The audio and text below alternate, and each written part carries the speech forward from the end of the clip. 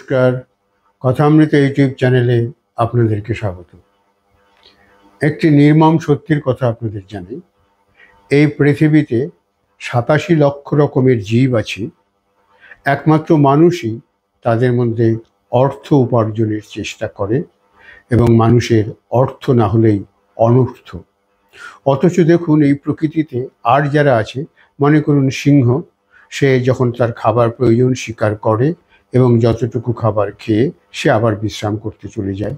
পাখি, গাছে যে ফল থাকে সেই ফল সে খায়, যতটুকু দরকার ততটুকুই খায়, আবার সে গান করতে করতে আনন্দে ঘুরে বেড়ায়।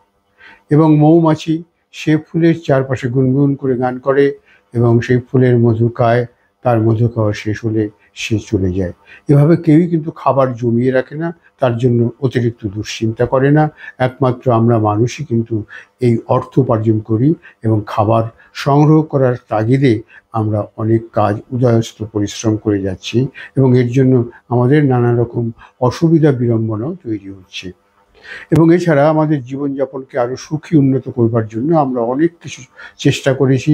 মানুষ অনেক উন্নত জীব, কিন্তু আমাদের আরাম স্বাচ্ছন্দ্যের জন্য যে সেই জিনিসগুলো আমরা আবিষ্কার করেছি, তা থেকে প্রকৃতপক্ষে আমাদের আরাম হচ্ছে না আমাদের অনিশ্চয়তা, আমাদের আশঙ্কা, আমাদের অব্যবস্থা আরও দিন দিন বাড়ছে।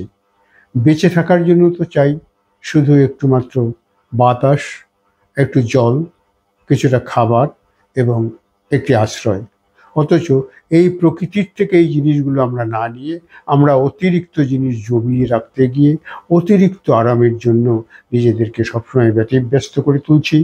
আমরা অসুস্থ হচ্ছি, আমাদের শরীর স্বাস্থ্য মন ভেঙে যাচ্ছে, আমাদের মধ্যে পারস্পরিক সম্প্রদায়ের মধ্যে আনন্দ নেই, সৌহার্দ্য নেই।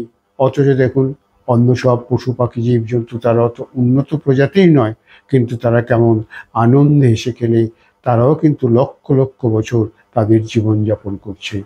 কাজেই আমাদের বোধহয় এই প্রকৃতির সঙ্গে নিজেদেরকে একাত্ম করা উচিত এবং এই প্রকৃতির নিয়মের সঙ্গে যদি আমরা মানিয়ে চলতে পারি, তাহলেই কিন্তু মানব সভ্যতারও যথেষ্ট অগ্রগতি সম্ভব ছিল, যেখান থেকে আনন্দ, হাসি, গান, উল্লাস আমরা আবার ফিরে পেতে পারতাম, শান্তির স্বর্গ ফিরে পেতে পারতাম, যদি প্রকৃতিকে আমরা গুরুত্ব দিতাম।